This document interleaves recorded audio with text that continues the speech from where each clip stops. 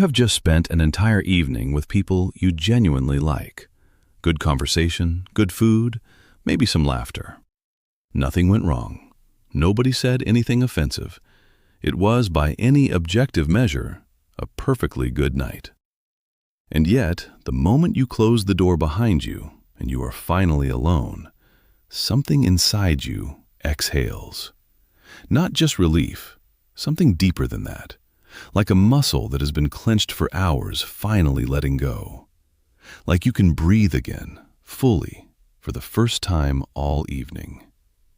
If you know that feeling, this video is for you. And if you love someone who disappears after social events, who needs a full day alone after a weekend with family, who cancels plans not because they dislike you, but because the idea of being around people, even people they love, feels like more than they can give right now, this video might help you understand them in a way that nothing else has. Because what I want to show you today is that the need to be alone to recharge is not antisocial behavior. It is not rudeness. It is not anxiety necessarily, or depression, or emotional immaturity. It is a specific neurological reality. And once you understand what is actually happening in the nervous system of someone who needs solitude the way others need company, the behavior stops looking like a problem and starts looking like something far more interesting. Let us start by clearing something up. Because there is a persistent confusion in how most people think about this, and it gets in the way of understanding what is actually going on. The need to be alone to recharge is not the same as shyness.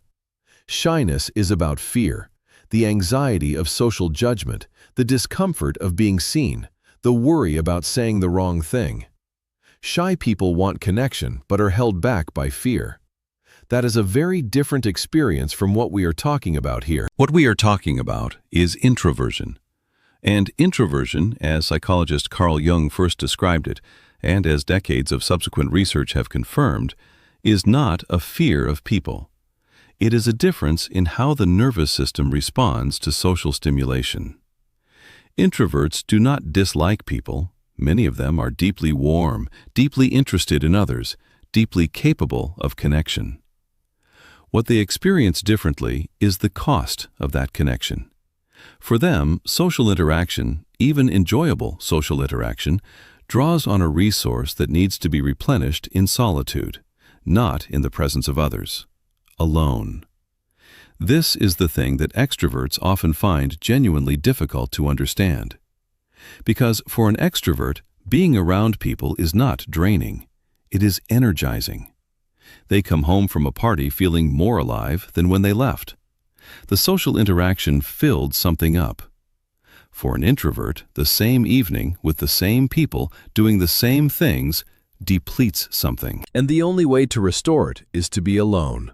Not because something is wrong, because that is how their nervous system works. Now let us go deeper, because this is not just a personality preference. There is real neuroscience behind it, and I think understanding it changes everything. Research by psychologist Hans Eysenck proposed that introverts and extroverts have different baseline levels of cortical arousal, meaning their brains are running at different levels of stimulation even at rest. Introverts, on average, have a higher baseline arousal level. Their nervous system is already more activated, which means that additional stimulation, noise, conversation, social demands, the constant processing of other people's emotional states and words and expressions, pushes them toward overstimulation much faster. Think of it like a volume dial. An extrovert's dial starts low, and social interaction turns it up to a comfortable level. An introvert's dial starts higher, and the same social interaction turns it up past comfortable into overwhelming. The need to be alone afterward is not weakness. It is the nervous system doing what it needs to do to return to equilibrium. There is also research showing differences in how introverted and extroverted brains process dopamine. Extroverts are more sensitive to dopamine rewards. They get a bigger neurological hit from social interaction, from external stimulation, from being in a room full of people. Introverts are less sensitive to that dopamine pathway and more sensitive to acetylcholine, a neurotransmitter associated with calm focus, reflection, and internal processing. Solitude, for an introvert, is not emptiness. It is where their brain actually gets to do what it does best. Here is something that I think is critically important, and that does not get talked about enough.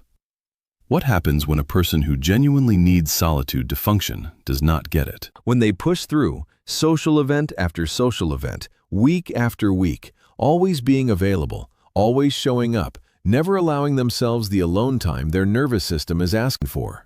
It accumulates. Quietly, invisibly, but relentlessly. What researchers describe as social exhaustion, a state of cognitive and emotional depletion that goes well beyond ordinary tiredness. The ability to regulate emotions starts to erode. Small irritations that would normally be manageable start to feel unbearable. The warmth and genuine interest in other people that defines so many introverts at their best starts to disappear, replaced by a flat, depleted version of themselves that they often do not recognize and do not like. A study published in the Journal of Research and Personality found that introverts who were forced into high levels of social interaction without adequate recovery time showed significantly higher levels of negative affect, emotional exhaustion, and even physical fatigue compared to their extroverted counterparts in the same conditions. Their bodies were registering the cost.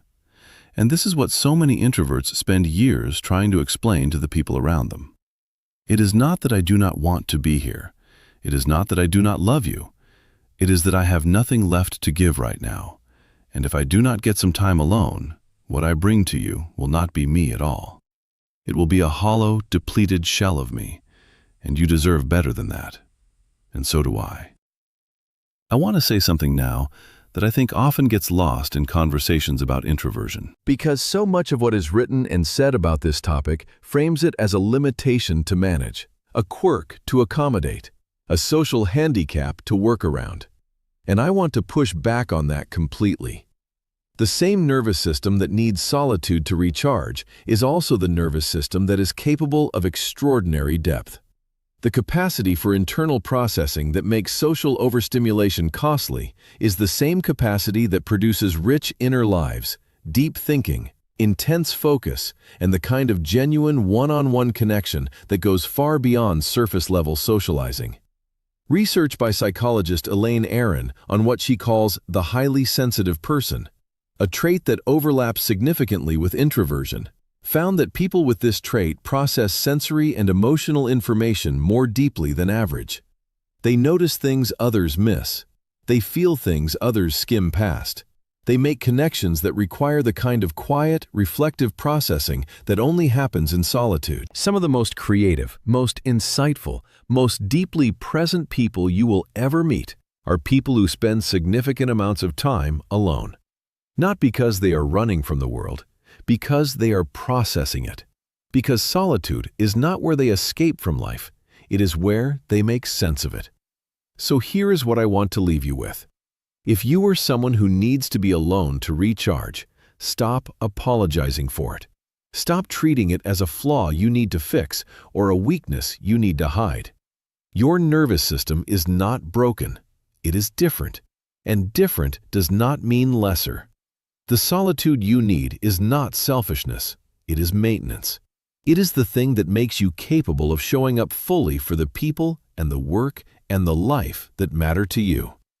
Give yourself permission to protect it, to leave the party when you need to say no to the plans that would push you past your limit, to come home, close the door, and exhale without guilt. And if you love someone who is wired this way, understand this.